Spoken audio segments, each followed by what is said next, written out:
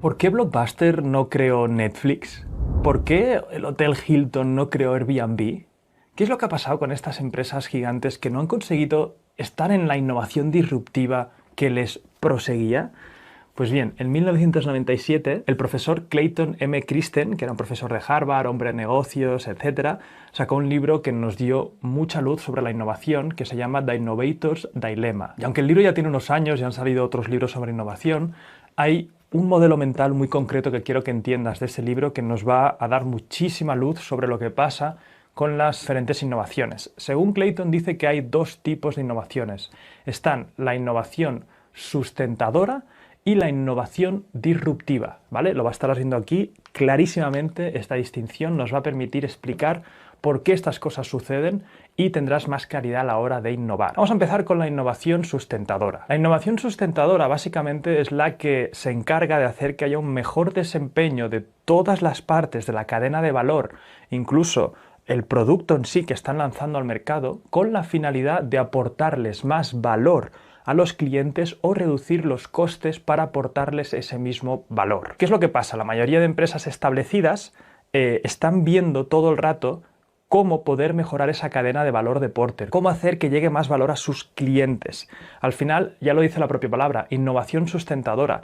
¿Cómo hago que mi empresa siga siendo competitiva en el mercado? Están centradas en proporcionarles y aumentar las métricas del valor que en la cabeza de los clientes le dan valor. Por ejemplo, si el cliente para la empresa valora que, no sé, imagínate que es una empresa de coches, valora que el coche sea más barato, más seguro y más eficiente, esas son las métricas que van a señalar a la empresa establecida que tienen que innovar para mejorar.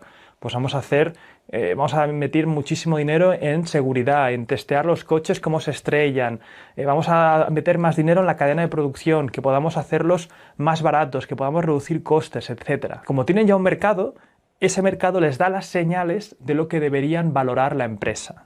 ¿Ok? Esa es la innovación sustentadora. En cambio, la innovación disruptiva es un tipo de innovación que al principio el mercado al que se dirigen es muy pequeño y la propuesta tecnológica o la nueva propuesta que les dan no está ahí, no es perfecta. Es una innovación, bueno, pues no sé, el ejemplo de Netflix de antes se ve muy claro. Al principio Netflix, cuando sacó su servicio de streaming, el streaming hará porque lo pones y enseguida todos tenemos buena conexión a internet, pero en su momento no os creáis que eso era así, se veía más o menos. Los títulos que tenían de vídeo para que pudieras ver series y películas eran muy reducidos, nada que ver con lo de ahora. Pero ¿qué pasa? Había un cierto nicho de mercado que sí que le interesaba eso. Entonces al principio la tecnología no es muy buena, el mercado es muy pequeñito porque la gente que le interesa ver las cosas online directamente con baja resolución y poca selección no es tanto, la oportunidad no se ve tan clara, por eso las grandes empresas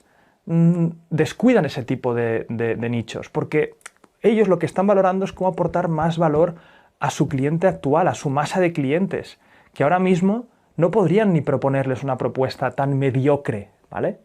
Un servicio más o menos que se ve más o menos. No, ellos valoran darles lo que los clientes les están indicando. Entonces, las innovaciones disruptivas empiezan con tecnologías un poco más mediocres, van a un nicho más concreto, etc. La gran pregunta es por qué las empresas establecidas les cuesta tanto hacer innovaciones disruptivas.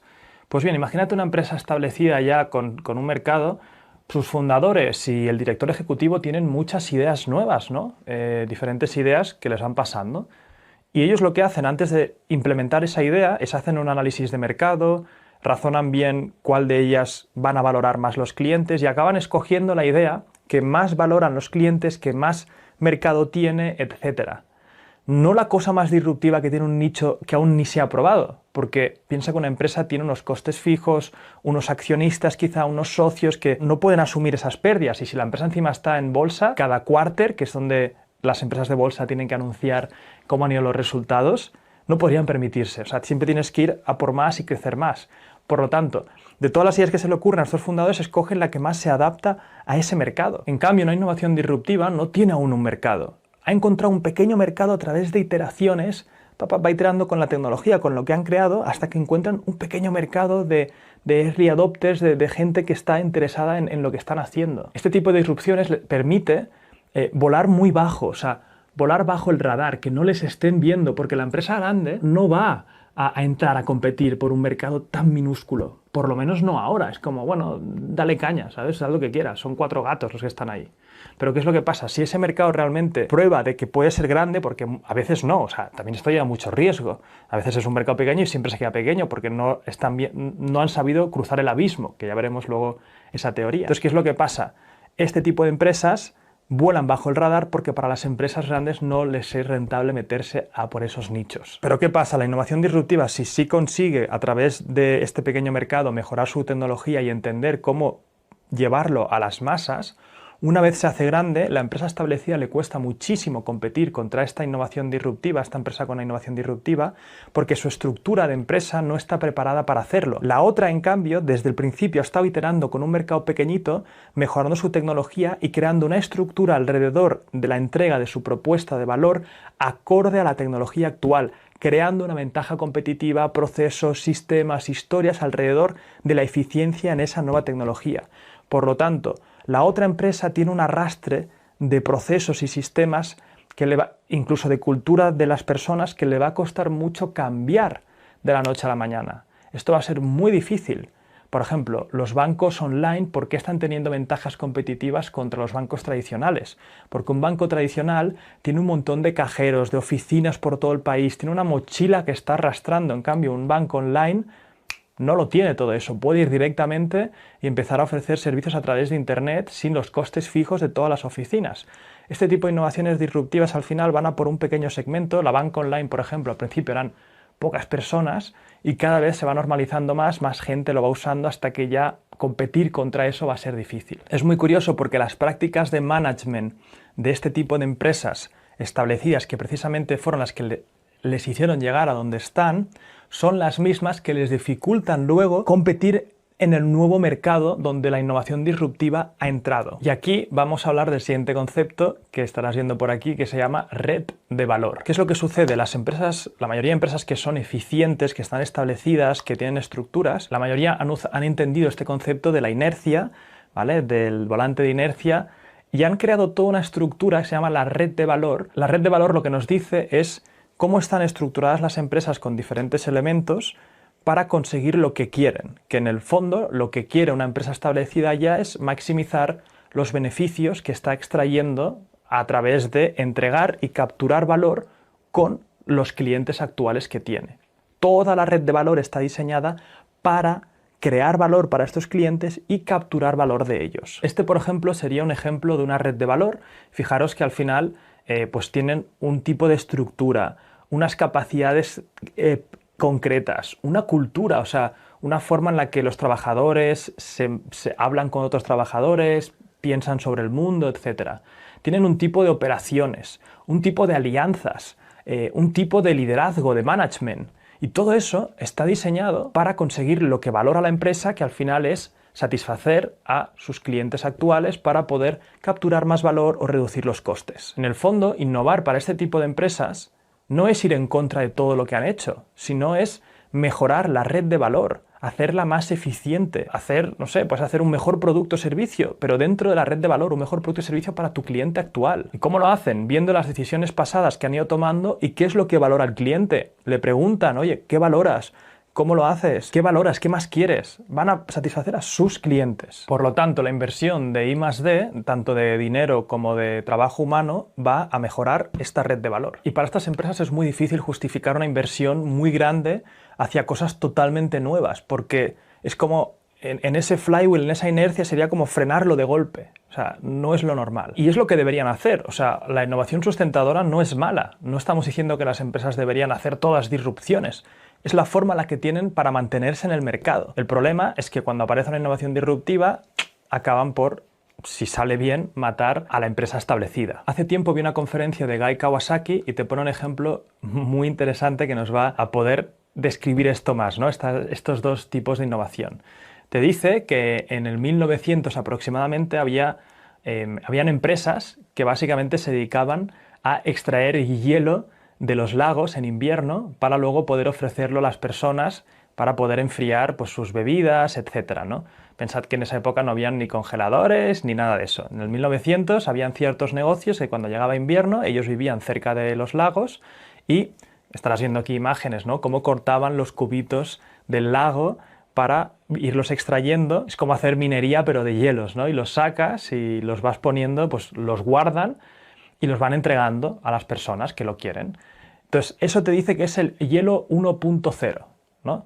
Y para ellos, innovar era intentar pensar en maneras de cómo mejorar esa extracción del hielo.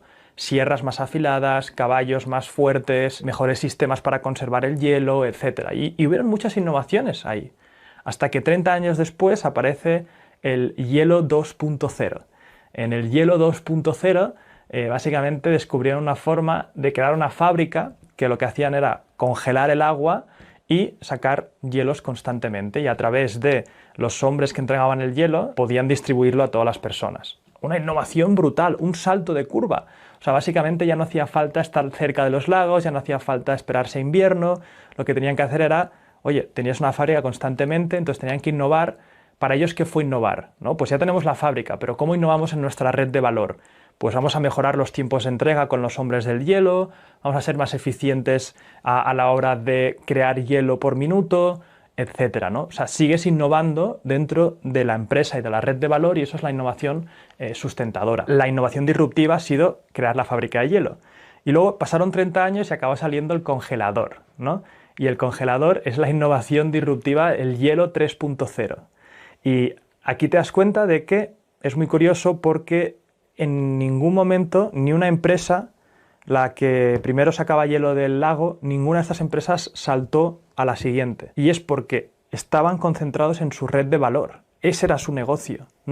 Para ellos no era concebible ir en contra de su negocio. Entonces, este ejemplo a mí me sirve muy bien para explicar esto, ¿no? El tema de los saltos de curva, que esto te lo dice Guy Kawasaki, que la innovación disruptiva es saltar a la siguiente curva, ¿vale? Y la innovación sustentadora es hacer que esta curva sea más eficiente, mejor, aportes más valor.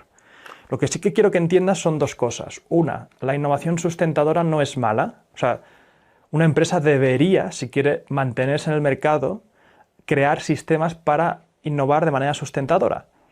Si quieres hacer innovaciones disruptivas, luego veremos estrategias para, aun teniendo una empresa, cómo protegerte contra ellas. Pero la idea no es que pongas a tu personal a ponerse a inventar cosas disruptivas, ir a por pequeños mercados. Eso también sería un error.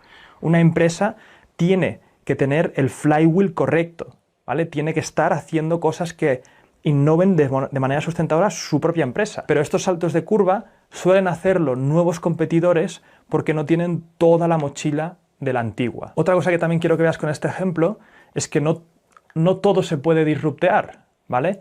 En el caso del hielo lo ves claro. Hemos ido haciendo saltos de curva, pero ¿qué salto de curva más tienes con un congelador? ¿Qué más se puede hacer? En un futuro quizás sí. Estos saltos se suelen hacer cuando la tecnología avanza. Si la tecnología no avanza, es muy difícil hacerlo. Internet es un salto de tecnología que ha permitido disruptear muchas cosas.